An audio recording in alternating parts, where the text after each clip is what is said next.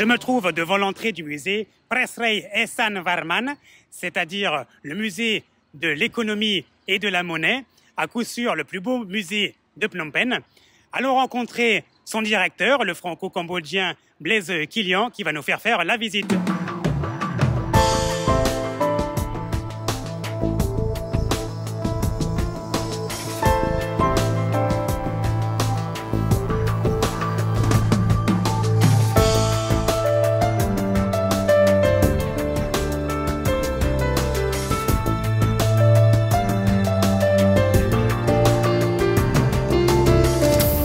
La pièce que nous avons ici, qui est sans doute plutôt une médaille qu'une pièce, parce qu'on n'est pas sûr qu'elle ait servi à des transactions, c'était peut-être plutôt soit une médaille remise par le roi à ses mandarins en l'inverse, soit éventuellement un fonds de dépôt pour la construction d'un bâtiment. Mais cette pièce ou cette médaille est la plus ancienne frappée par un roi khmer qui a été découverte à ce jour. Donc, notre musée, vous l'avez sans doute remarqué, s'appelle le musée Presrey Ehsan Warman. Pourquoi? Parce que Ehsan Warman est le nom du roi qui a frappé cette pièce. Et donc, elle est la plus ancienne pièce faite par un roi khmer découverte à ce jour. Il y a un seul exemplaire de cette pièce, il n'y en a pas d'autre. Donc, c'est un exemplaire unique qui est visible dans notre musée. Elle est aussi intéressante par ailleurs parce que sur cette pièce, on a gravé en sanskrit le nom du roi et le nom de sa capitale. Alors ça, c'est l'époque du Tianla, donc la capitale c'était Samboprekuk, c'est Isanapura. Et on a aussi sur cette pièce des symboles qui reflètent la forte pénétration de la culture et de la religion hindoue au Cambodge à l'époque, puisqu'on a le taureau Nandin, qui est le véhicule de Shiva, et on a la déesse Laxmi.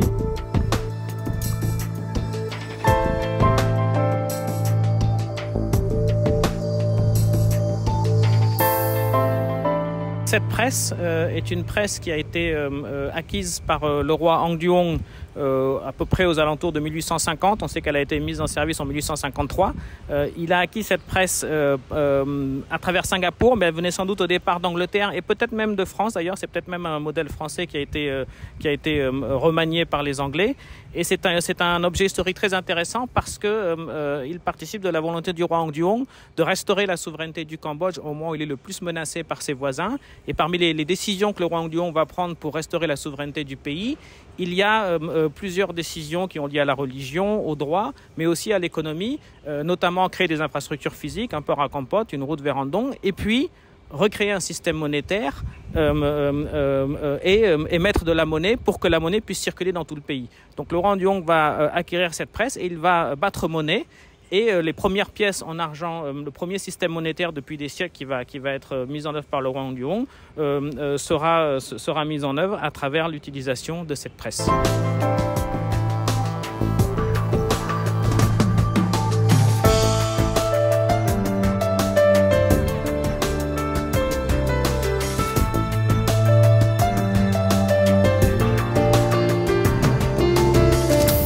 Réaliser cette exposition digitale qui en fait veut montrer le lien qui existe entre la monnaie et l'identité nationale.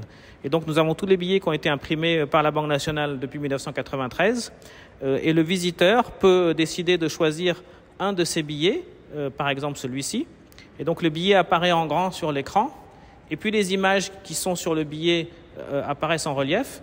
Et donc si l'on appuie sur une de ces images, on a une notice qui explique la signification de cette image. Par exemple, ici, le roi John Sihanouk au moment de son couronnement, ou bien une image d'un naga.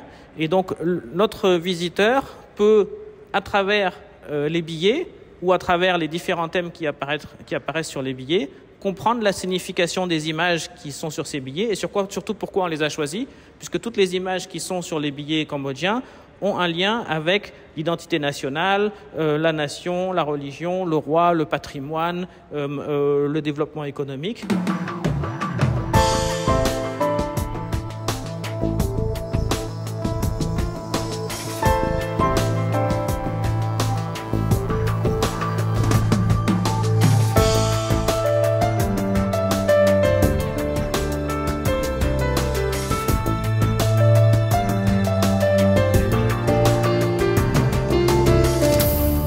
Le musée de l'économie et de la monnaie est ouvert du mardi au dimanche de 9h à 18h. Les tarifs d'entrée s'échelonnent entre 2 000 et 32 000 riels. Il est situé rue 106 dans le quartier Wat Phnom arrondissement d'Onpoigne. Yann, tmaitmai.com.